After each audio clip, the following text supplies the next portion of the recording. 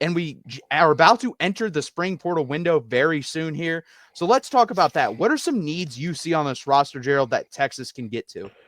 Yeah, I don't feel like there's like a ton of glaring needs. Like it's not something where it's like, oh, this is a sieve and it's not going to go well. And I think you saw the areas that the coaches really prioritized in the fall window, right? They took multiple defensive tackles, they took one linebacker, and they went after a tight end. And I really think like a tight end is probably still a need in the portal, and I mentioned that in the previous conversation about what Texas needs to improve on. But I think a tight end is probably something I would love to see Texas go after. I also think when I think about the portal, I think you're either trying to raise the ceiling or raise the floor. And I think the ceiling for most of these groups is pretty high, but I'm curious about the floor for the wide receiver room and the defensive back room. Like, what is the floor for both of those rooms? Because I think you have an opportunity to bring a guy who's experienced in for the wide receiver room, right? That can float that average a bit, that can help you out and keep, again, like a Silas Bolden type. You don't need a top end guy. You don't need an Isaiah Bond. You don't need a Matthew Golden. You just need somebody to, if injuries happen, right, you can raise the floor of that room while injuries start to sort themselves out. Same thing goes for the defensive back room. I'm curious, especially at corner, who do they have? Like, what is the floor there? The ceiling there, extremely high, right? Jalen Gilbo, Malik Muhammad, right? That group is a very high ceiling group. But what happens when somebody gets banged up, right? Who is the second man in the rotation? What's the third unit going to look like? Because Texas anticipates and hopefully will play another long football season, right? And the longer the season, the higher the likelihood of somebody getting hurt, right? There's a car crash on every stinking play. So what's the floor for the cornerback room? What's the floor for the wide receiver room? I think those two specifically, for me, if somebody gets injured, what's that look like? So I think bringing in an experienced cat, somebody who, maybe isn't going to be a featured guy at their offense, and they just want to go to Texas for a year or two, maybe get an MBA from McCombs or something and get it paid for, whatever that might be. Somebody who's not going to come in and require a lot of look, but is somebody who's willing to come in and be a key piece of not only the wide receiver room, but like the culture. Somebody who can come in and be a culture captain for you. I think it's a big added piece there as well. Yeah, when we talk about that, to me, that just screams Silas Bolden. That's what he was for Texas. Like that Oklahoma play, he's going to be remembered for a very long time. That's a culture type play. He raised the floor of the wide receiver room. And I agree.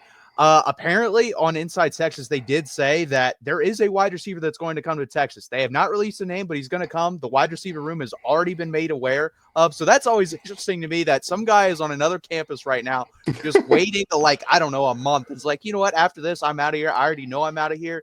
He's probably going to participate in whatever team that is, spring practice for a little bit, and then he's just going to be gone. So that's interesting. And apparently the wide receivers are fine with it. I'm very, very interested to see where he comes from when that's released, because that'll probably be released first, and then eventually who it is. Once we can probably figure it out when the team's announced, honestly. Just look next to them. If they got Texas next to their name, where they came from, that's probably where that person is going to go back to. And yeah, like you said, there's not much proven there. We have DeAndre Moore and Ryan Wingo, and he's barely proven, and that is it. Then you have freshmen. You have a couple other guys that have made plays but haven't made enough plays.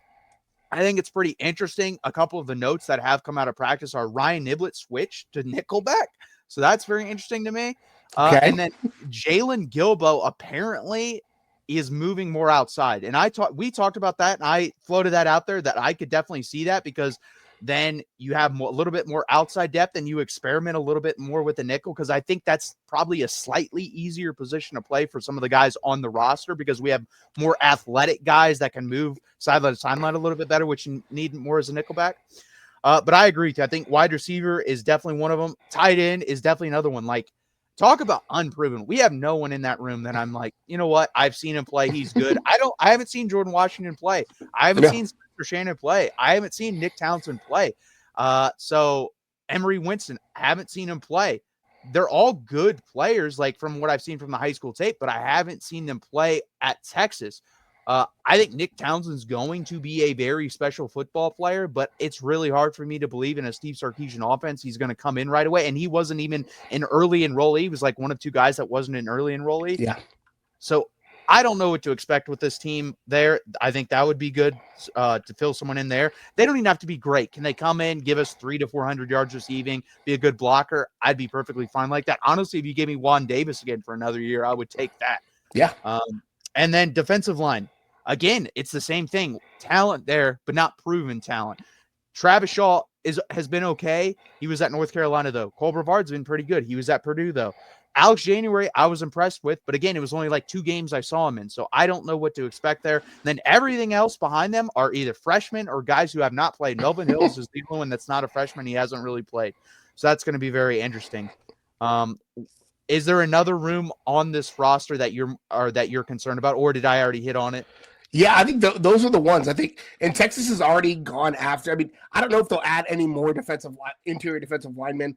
They're set at edge, like linebacker. You may add a depth piece at linebacker. They've already added one, that kid from Arkansas, who I think is going to be pretty decent, actually.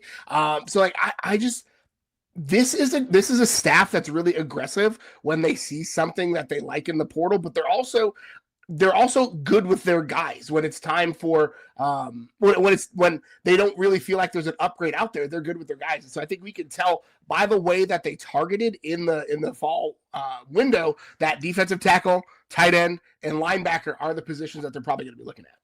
No, I agree. Another thing that was floated out there, and we've talked about a little bit about special teams already. Kicker.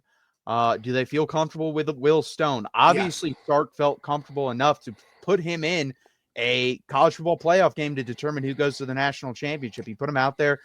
He didn't take any field goal attempts in that game, I believe, though. So I don't think so. I think he only took 2 extra point attempts.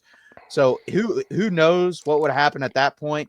But didn't trust Bert Auburn at the end either. Can Bert Auburn regain that trust? That's going to be very interesting because he was really good the year before. I think he was like the all Big 12 kicker at one point the year before. So can he regain that form? Can he regain that trust? And again, like Gerald said, can you just be like average? I don't need you to be great, but 60 something % isn't good enough. Can you give me 77, 78%? I would take that at this point, especially since I do think we are going to be better in the red zone. I don't really see us getting a kicker at this point. I'm going to be honest. I think that ship has kind of sailed.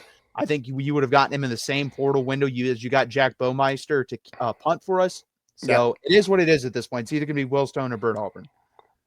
And I think we're going to have to be okay with that, right? Like you said, Bert Auburn was good a couple of years ago, and Sark trusted Will Stone enough to trot him out there in the college football semifinal. So I think there's fans are just going to have to put on their big boy pants for this one, and it may be annoying at times. I think you may see Texas go for it on a few more 4th downs potentially in the fall, but again, that's part of trying to figure out what works. And a lot of ways, I think Sark is probably a field goals or failures kind of guy. So I would be having an opportunity to go for more 4th downs, maybe not a bad thing overall.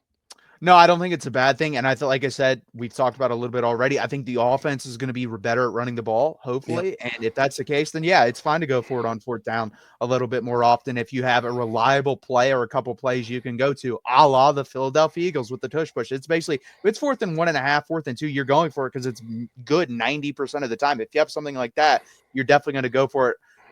Instead of opting to kick the field goal. So I completely agree with that. And I think we're on the same page with about everything. I'm very interested to see that wide receiver is. I have no clue. Yeah. Maybe when I have some free time, I'll just dive in and look at Texas kids who haven't gotten much playing time at decent football programs like top 30, top 35-esque football programs. And that's probably who it's going to end up being. It's going to be very interesting. Obviously, On Texas knows who it is. They're just not releasing it right now, which makes sense. You can't release it again, this guy is on another team preparing to play spring football with this team. So it's going to be very interesting. We'll find out in, I guess, a month or so.